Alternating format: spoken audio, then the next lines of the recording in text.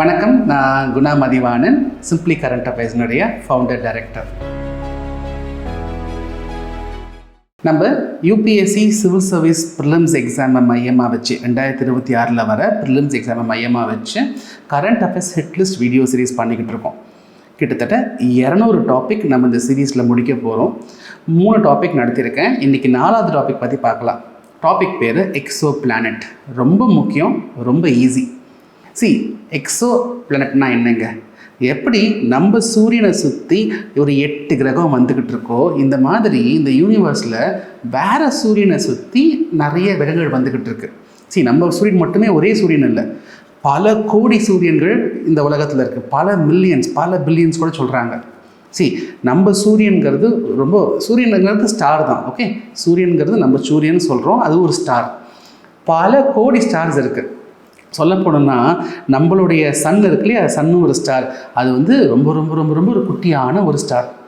உலகத்திலேயே இது வரைக்கும் ரொம்ப பெரிய ஸ்டார் அப்படின்னு ஒரு ஸ்டாரை கண்டுபிடிச்சிருக்காங்க. அதுக்கு பேர் UY ஸ்கூட்டி. அது எவ்வளோ பெருசுன்னு நீங்கள் பார்த்தீங்கன்னா, கிட்டத்தட்ட அந்த ஒரு பெரிய ஸ்டாருக்குள்ளே ஒரு 5 கோடி சூரியனை உள்ளே நீங்கள் ஒழிச்சு வச்சிடலாம். அப்படின்னா அது எவ்வளோ பெரிய ஸ்டார்னு யோசிச்சுப்பாங்க. இந்த மாதிரி நிறைய millions and billions of stars இருக்குங்க. நம்ம ஸ்டாரில் வர வெளிச்சத்தை விட 1,00,000 மடங்கு அதிகமான வெளிச்சம் அந்த UY ஸ்கூட்டிலேருந்து வெளியே வருதான். அப்படின்னு அதில் பவரையும் தெரிஞ்சுக்கோங்க. இப்போ எக்ஸோ பிளானட்டுங்கிறது இந்த மாதிரி வேறு சில சூரியனை சுற்றி வர பிளானட்ஸ். எப்படி நம்ம சூரியனை சுற்றி வர பிளானட்ஸ் இருக்கோ, பூமி பார்த்திங்கன்னா ஏர்த்தாக இருக்கலாம், மார்ஸாக இருக்கலாம், வீனஸாக இருக்கலாம், அதெல்லாம் நம்ம பிளானட்டுன்னு சொல்லுவோம். வேறு ஸ்டாரை சுற்றி வந்தால், அதாவது வேறு சூரியனை சுற்றி வந்தால் நம்ம எக்ஸோ பிளானட்னு நம்ம சொல்லுவோம். இந்த எக்ஸோ பிளானட் இருக்கு இல்லையா, இதை படிக்கிறது ஒன்றும் அவ்வளோ ஈஸி இல்லை. இங்கேருந்து ஒரு டெலஸ்கோப் வச்சுலாம் பார்க்க முடியாது. ஏன் அப்படின்னா, நான் சொன்னேன் இல்லையா, இந்த எக்ஸோ பிளானட்டுங்கிறது வேறு சன்னு, வேறு ஸ்டாரை சுற்றி வரும். நான் படிக்கும் பொழுது அந்த வேறு ஸ்டார்லேருந்து வர கிளார் இருக்குது பார்த்தீங்களா, அந்த கிளார்னால் என்னால் பார்க்க முடியாது. நான் என்ன சொன்னேன், அந்த UY ஸ்கூட்டி உலகத்திலேயே பெரிய சூரியன்னு நம்ம இப்போ வரைக்கும் நம்ம கண்டறிஞ்சதில் அதுதான் பெருசுன்னு சொல்லியிருக்காங்க. அந்த UY ஸ்கூட்டிலேருந்து வர வெளிச்சம் பார்த்திங்கன்னா 1,00,000 மடங்கு அதிகம் நம்ம சூரியனில் வர வெளிச்சத்தில் விட. அவ்வளோ வெளிச்சம் இருக்கும்போது அதை சுற்றி வர குட்டி குட்டி பிளானட்டை நம்ம டெலஸ்கோப்பே வச்சு பாருங்களேன், ஒரு பவர்ஃபுல் டெலஸ்கோப்பை வச்சு பார்த்தா கூட அது அவ்வளோ சுலபம் இல்லை. ஆனால் 1990 நம்ம இந்த எக்ஸோ பிளானட்ஸை படிக்க ஆரம்பிச்சிட்டோம். எப்படி படிக்க ஆரம்பித்தோம் சார்? முதல்ல ஆரம்பத்தில் ஒரு மெத்தட் ஃபாலோ பண்ணாங்க, ரேடியல் வெலாசிட்டி மெத்தட். அதுக்கு பேர் ரேடியல் வெலாசிட்டி மெத்தட். அதுக்கப்புறமா டிரான்சிட் மெத்தட் அப்படின்னு இன்னொரு மெத்தட் கண்டுபிடிச்சாங்க. அதுக்கப்புறமா நிறைய பெரிய பெரிய பவர்ஃபுல் டெலஸ்கோப்பை நம்மளே கண்டுபிடிச்சிட்டோம். ஃபார் எக்ஸாம்பிள், லேட்டஸ்ட்டாக நீங்கள் கேள்விப்பட்டிருப்பீங்க ஜேம்ஸ் வெப் ஸ்பேஸ் டெலஸ்கோப்லாம் நீங்கள் கேள்விப்பட்டிருப்பீங்க. அந்த மாதிரி இன்றைக்கி ரொம்ப பவர்ஃபுல் டெலஸ்கோப்லாம் இருக்குது. பட் அதுக்கு முன்னாடி இந்த மாதிரி ரேடியல் வெலாசிட்டி, டிரான்சிட் மெத்தட்லாம் யூஸ் பண்ணோம். அது என்ன சார் ரேடியல் வெலாசிட்டி மெத்தட்? வார்த்தையெல்லாம் கஷ்டமாக இருக்கிற மாதிரி தெரியலாம், ஆனால் இது ரொம்ப ரொம்ப ஈஸி. இங்கே பாருங்கள், ஒரு எக்ஸாம்பிள் எடுத்துக்கலாம். நான் இங்கே ஒரு இமேஜ் எடுத்துக்கிறேன். பாருங்கள், இங்கே ஒருத்தர் நல்லா கொஞ்சம் தடியாக குண்டாக தான் இருக்கார். அவர் பார்த்திங்கன்னா ஒரு நாய்க்குட்டியை வாக்கிங் கூட்டி போகிறாருன்னு வைங்க. இந்த நாய்க்குட்டியால் அந்த ஒரு தடிமனாக இருக்கிற நபரை இழுத்துட முடியுமா என்ன? முழுக்க இழுத்து கூட்டிகிட்டு போக முடியுமா என்ன? ஆனால் முழுக்க கொண்டு போக முடியாது. இந்த நபர் நினச்சாருன்னா அந்த நாய்க்குட்டியை அப்படியே கட்டி போட்டு வச்சுருக்க முடியும். ஆனால் அந்த நாய்க்குட்டி இழுக்கும் பொழுது இந்த நபர் பார்த்தீங்கன்னா ஒரு ஜர்க்கு விடுப்பார் இல்லையா? நீங்களே யோசிச்சு பாருங்களேன். ஒரு நாயை நீங்கள் கட்டி கூட்டு போகிறீங்க. அந்த நாய்க்குட்டி எவ்வளோ வெயிட் இருக்க போகுது? நீங்கள் ஒரு 80 கிலோ இருக்கலாம், அந்த நாய்க்குட்டி ஒரு 10 கிலோ இருக்கலாம். அந்த 10 கிலோ நாய்க்குட்டி உங்களை முழுக்க இழுத்துட முடியுமா என்ன? ஆனால் அந்த நாய்க்குட்டி ஓடும் பொழுது உங்கள் உடம்புல ஒரு ஜர்க்கு வரும் இல்லையா? அந்த ஜர்க்கு பாசிபிள் தானே? அந்த மாதிரி நம்ம இந்த எக்ஸோ பிளானட் இருக்கு இல்லையா, அது ஒரு நாய்க்குட்டி மாதிரி நினச்சிக்கோங்க. சரிங்களா? இந்த எக்ஸோ பிளானட், இதுதான் எக்ஸோ பிளானட். இது ஒரு நாய்க்குட்டின்னு நினச்சிக்கோங்க. இது வேறு ஒரு சன்னுங்க, வேறு ஒரு சூரியன். சரிக்கா? இது வேறு ஒரு ஸ்டார், வேறு கலர் எடுத்துக்கலாம். இது வேறு ஒரு ஸ்டார். இப்போது இந்த சூரியனை நீங்கள் ஒரு அந்த நபராகவும் இந்த எக்ஸோ பிளானட்டை ஒரு நாய்க்குட்டியாகவும் இமேஜின் பண்ணுங்கள். இப்போ இந்த நாய்க்குட்டி பார்த்திங்கன்னா இந்த சூரியனை சுற்றி வருதுங்களா? அப்படி சுற்றி வரும் பொழுது இந்த நாய்க்குட்டியால், இந்த குட்டி பிளானட்டால் அந்த பெரிய ஸ்டாரெல்லாம் இழுத்துடலாம் முடியாது. ஆனால் இந்த எக்ஸோ பிளானட் இந்த சூரியனை சுற்றி வரும் பொழுது ஒரு சின்ன ஜர்க்கு ஏற்படுத்தலாம். ஜர்க்குனா எப்படி சார், அந்த சூரியனே குலுங்குமா? அப்படி கிடையாது. இந்த சூரியன்லேருந்து வர வெளிச்சம் இருக்கு இல்லையா, லைட் வேவ்ஸ், இந்த சூரியன்லேருந்து வர லைட் வேவ்ஸ் டிஸ்டர்ப் ஆகும். இந்த பிளானட் இந்த ஸ்டாரை சுற்றி வரும் பொழுது இந்த சூரியன்லேருந்து வர அந்த லைட் வேவ்ஸ் பார்த்திங்கன்னா கொஞ்சம் டிஸ்டர்ப் ஆகும். கொஞ்சம் டிஸ்டர்ப் ஆகி கலர் மாறும். சரிங்களா? இந்த எக்ஸோ பிளானட்டோடைய சைஸு, சில எக்ஸோ பிளானட் பார்த்திங்கன்னா ஜூபிட்டர் மாதிரி பெருசாக இருக்கலாம், சில எக்ஸோ பிளானட் பார்த்திங்கன்னா மெர்க்குரி மாதிரி சின்னதாக இருக்கலாம். ஸோ அந்த சைஸ், அந்த பிளானட்டோட சைஸை பொறுத்து அந்த பிளானட் அந்த சூரியனை சுற்றி வரும் பொழுது அந்த சூரியன்லேருந்து வர லைட் வேவ்ஸை அது டிஸ்டர்ப் பண்ணும், ஒரு ஜர்க் கொடுக்கும். அப்போ அந்த லைட் வேவ்ஸ் டிஸ்டர்ப் ஆகும் பொழுது அந்த லைட் வேவ்ஸுடைய கலர் மாறும். இந்த லைட் வேவ்ஸுடைய கலர் மாறும். அந்த கலர் மாற்றத்தை வச்சு நம்ம இந்த பிளானட்டை படிப்போம். இந்த மெத்தடுக்கு பேர் தான் ரேடியல் வெலாசிட்டி மெத்தட். சிம்பிளாக தானே இருக்குது. கண்டிப்பாக யூபிஎஸ்சியில் ரேடியல் வெலாசிட்டி மெத்தட்னா என்னென்னலாம் கேட்க மாட்டாங்க. நீங்கள் தெரிஞ்சுக்கோங்க. எப்படிலாம் இந்த மெயின்ஸில் கேட்டாங்கன்னு வைங்களேன், ஒரு எக்ஸோ பிளானட் பற்றி கேட்குறாங்க அப்படின்னா இன்ட்ரோடக்ஷனில் நீங்கள் மென்ஷன் பண்ணலாம். இந்த மாதிரி எக்ஸோ பிளானட் படிக்கிறது 1990 எக்ஸோ பிளானட் நம்ம வந்து படிச்சுக்கிட்டு இருக்கோம். ஆரம்ப காலத்தில் ரேடியல் வெலாசிட்டி மெத்தட் யூஸ் பண்ணினோம், அப்புறம் டிரான்சிட் மெத்தட் யூஸ் பண்ணினோம், அப்புறம் இப்போ பவர்ஃபுல் டெலிஸ்கோப்ஸ் நம்மகிட்ட இருக்குது, அதன் மூலிமா படிக்க முடியும். இந்த மாதிரி நீங்கள் இன்ட்ரோடக்ஷன் தரலாம், அதுக்கு இது யூஸ்ஃபுல்லாக இருக்கும். சரி, நம்ம டாபிக் வருவோம்.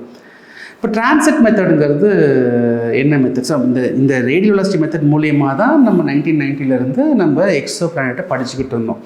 இந்த டிரான்சிட் மெத்தடுங்கிறது என்ன?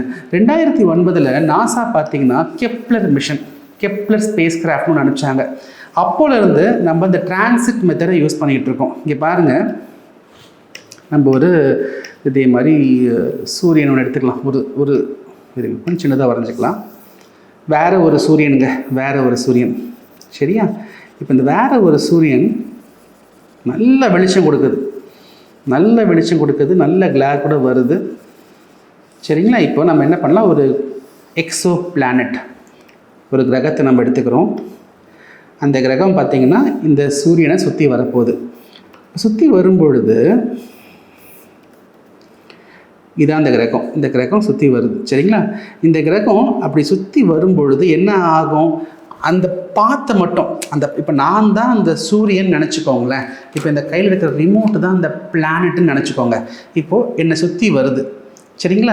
இப்போ என் உடம்புலேருந்து நிறைய லைட் வேவ்ஸ் வருது, நிறைய கதிர்வீச்சு லைட் வேவ்ஸ் வந்துக்கிட்டே இருக்குது. இந்த பிளானட் என்னை இப்படி தாண்டி வரும் பொழுது சில இடத்துல என் உடம்புலேருந்து வர நானா சூரியன், என் சூரியன்லேருந்து வர வெளிச்சத்தை, அந்த கதிர் அலைகளை இது மறைக்கும் இல்லையா? இப்போ பாருங்கள், எல்லா இடத்துல இருந்தும் அதிகமான வெளிச்சம் வந்துக்கிட்டு இருக்கும். ஆனால் இந்த பிளானட் எங்கே போகுதோ அந்த இடத்துல இருந்து மட்டும் உங்களுக்கு வெளிச்சம் வராமல் கொஞ்சம் வெளிச்சம் கம்மியான மாதிரி ஒரு ஃபீலிங் வரலாம் இல்லையா? ஏன்னா அங்கே மறைச்சிக்கிட்டு போகுது இல்லையா, அந்த கருப்பு கடலில் இருக்கிற பிளானட் அந்த சூரியனை கொஞ்சம் மறைச்சிக்கிட்டு போகுது இல்லையா, அது மறைச்சிக்கிட்டு போகிற இடத்துல எல்லாம் சூரியனிலிருந்து வர வெளிச்சம் கம்மியாகும்.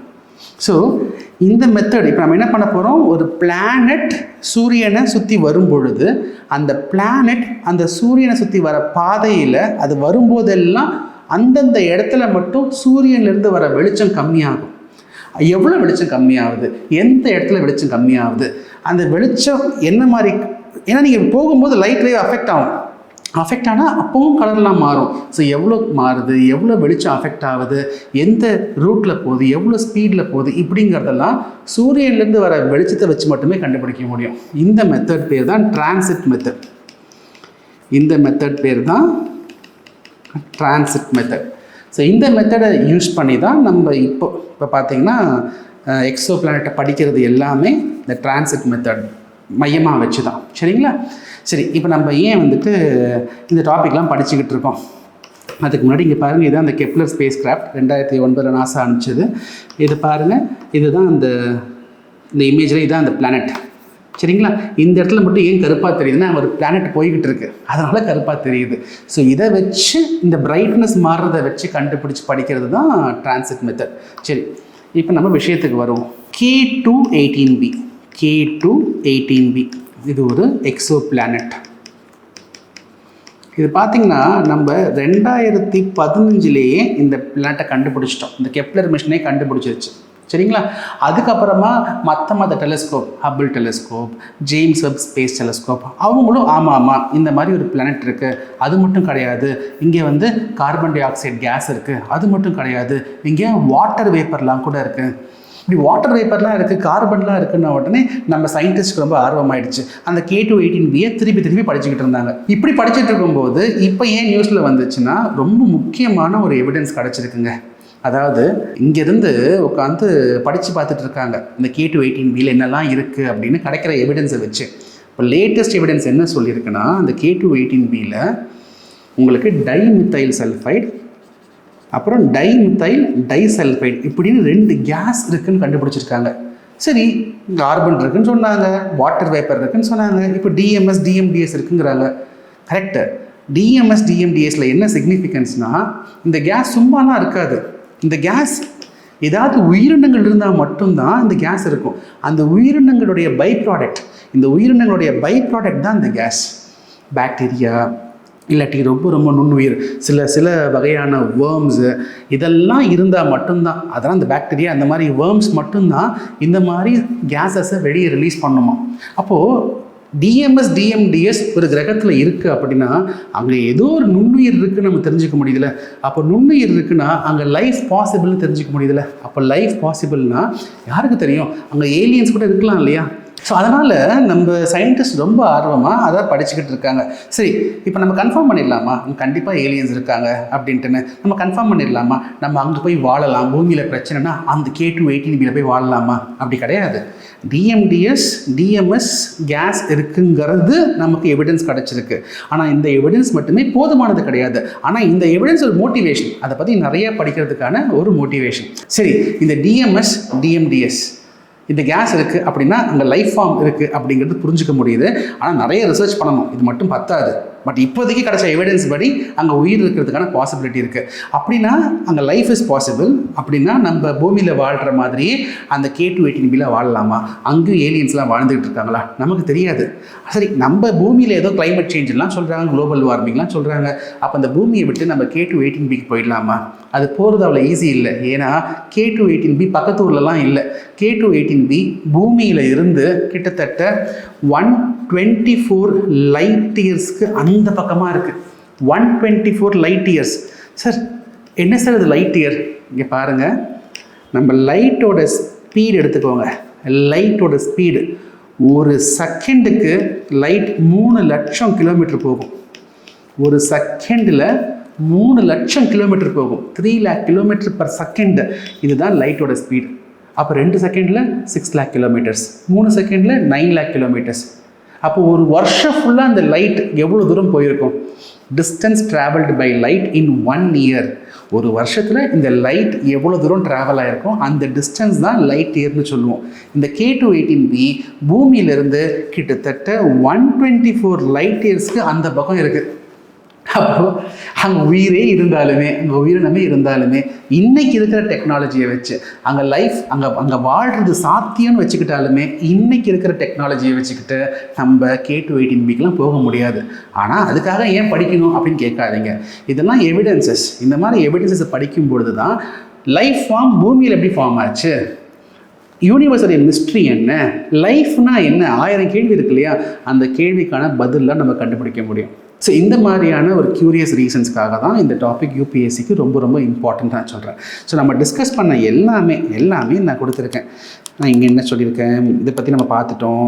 இதை கெப்லர் மிஷன் பற்றி நான் சொல்லிட்டேன். டிரான்சிட் மெத்தட் நான் எக்ஸ்பிளைன் பண்ணிட்டேன். இதெல்லாம் இப்போ இருக்கிற latest telescope, Hubble, James web space telescope, James web தான் ரொம்ப லேட்டஸ்டான டெலிஸ்கோப்.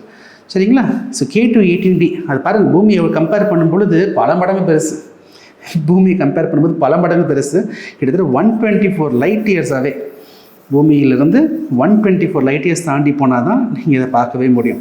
சரி, எக்ஸோ பிளானட்னா என்ன அப்படிங்கிறதையும் கொடுத்துருக்கேன். நீங்கள் நோட்ஸ்லாம் எடுக்க வேண்டாம், இதை டவுன்லோட் பண்ணிக்கலாம். நான் லிங்க்கில் கொடுத்துட்றேன். எப்படி நம்ம எக்ஸோ பிளானட்டை கண்டுபிடிப்போம், ரேடியல் வெலாசிட்டி மெத்தட் பற்றியும் நம்ம டிஸ்கஸ் பண்ணிட்டோம். அதே மாதிரி நம்ம டிரான்சிட் மெத்தட் பற்றியும், கெப்லர் மிஷின் என்ன பண்ணுது, டிரான்சிட் மெத்தடை யூஸ் பண்ணுது, அதை பற்றியும் நம்ம டீட்டெயிலாக டிஸ்கஸ் பண்ணிட்டோம். ஏன் நியூஸில் வந்துச்சு? ஏன்னா சயின்டிஸ்ட் கண்டுபிடிச்சிருக்காங்க இந்த K218b பிளாட்டண்ட்டில் டைமித்தைல் சல்ஃபைடும் டைமித்தைல் டைசல்ஃபைடும் இருக்குது. அதனால் மேபி லைஃப் பாசிபிளாக இருக்கலாம். குட்டி குட்டி லைஃப், இந்த மாதிரி கடலில் வாழ்கிற குட்டி குட்டி பிளான்ட்ஸு இல்லாட்டி சில பாக்டீரியாஸ் இதெல்லாம் இருக்கக்கூடும் அப்படின்னு நம்ம கணிச்சிருக்கோம். ஸோ K218bங்கிறது என்ன? அது 124 லைட் இயர்ஸ் தாண்டி இருக்குது. கிட்டத்தட்ட பூமியை விட 5.2 டைம்ஸ் வைடராக இருக்குது. கிட்டத்தட்ட 9 டைம்ஸ் பூமியை விட ரொம்ப பெருசாக இருக்குது. ரைட். ஸோ 2015 நம்ம அதை கண்டுபிடிச்சாலும் 2019 ஹபிள் டெலிஸ்கோப், அதுக்கப்புறமா ஜேம்ஸ் வெப் ஸ்பேஸ் டெலிஸ்கோப், இவங்க எல்லாருமே கார்பன் டை ஆக்சைடு இருக்குது, வாட்டர் வேப்பர் இருக்குது, மீத்தேன் இருக்குது அப்படின்னு சொல்லிக்கிட்டு தான் இருந்தாங்க. பட் இப்போ ரீசன்ட் ஸ்டடி என்ன சொல்லியிருக்கு? அங்கே DMS அண்ட் DMDS இருக்குது அப்படின்னு கன்ஃபார்ம் பண்ணியிருக்கு. அதனால தான் டாபிக் நியூஸில் வந்திருக்கு. உங்களுக்கு நல்லா கிளியராக புரிஞ்சிருக்கும்னு நினைக்கிறேன். இந்த மாதிரி கிளியராக உங்களுக்கு UPSC கண்டென்ட் புரிஞ்சுக்கணும்னு நினச்சிங்கன்னா நம்ம சேனலை சப்ஸ்கிரைப் பண்ணிக்கோங்க, உங்கள் ஃப்ரெண்ட்ஸ்க்கும் ஷேர் பண்ணுங்கள். இப்போது நிஜமாகவே உங்களுக்கு நல்லா புரிஞ்சிருந்தா இந்த டாப்பிக்கை பேஸ் பண்ணி கமெண்ட்டில் ஒரு கொஷின் செட் பண்ணுங்கள். அது உங்களுக்கும் யூஸ்ஃபுல்லாக இருக்கும், இதை பார்க்குற எல்லாருக்கும் யூஸ்ஃபுல்லாக இருக்கும். ஒரு 10 பேர் செட் பண்ணிங்கன்னா கூட ஒரு டாப்பிக்லேயே 10 கொஸ்டின் இருக்குது, மற்றவங்களும் சால்வ் பண்ணலாம், நானும் சால்வ் பண்ணுறேன். உங்களுக்கு எங்கள் இனிஷியேட்டிவ்ஸ் எல்லாம் பிடிச்சிருந்துச்சுன்னா நீங்கள் கமெண்ட்டில் உங்கள் ஃபீட்பேக் கொடுங்க. உங்கள் ஃபீட்பேக் தான் எங்களுடைய மோட்டிவேஷன். இந்த டாப்பிக்கை நீங்கள் இங்கிலீஷில் பார்க்கணும்னு நினச்சிங்கன்னா நம்மளுடைய சிம்பிளி கரண்ட் அஃபேர்ஸ் இங்கிலீஷ் சேனலும் இருக்குது, நீங்கள் அங்கே வந்து பார்க்கலாம். சரி, நாளைக்கு இன்னொரு இன்ட்ரெஸ்டிங்கான கரண்ட் அஃபேர்ஸ் செட்லிஸ்ட் வீடியோ சீரிஸோட பார்க்கலாம். அது வரைக்கும் பாய் ஃப்ரம் குணா மதிவாணன்.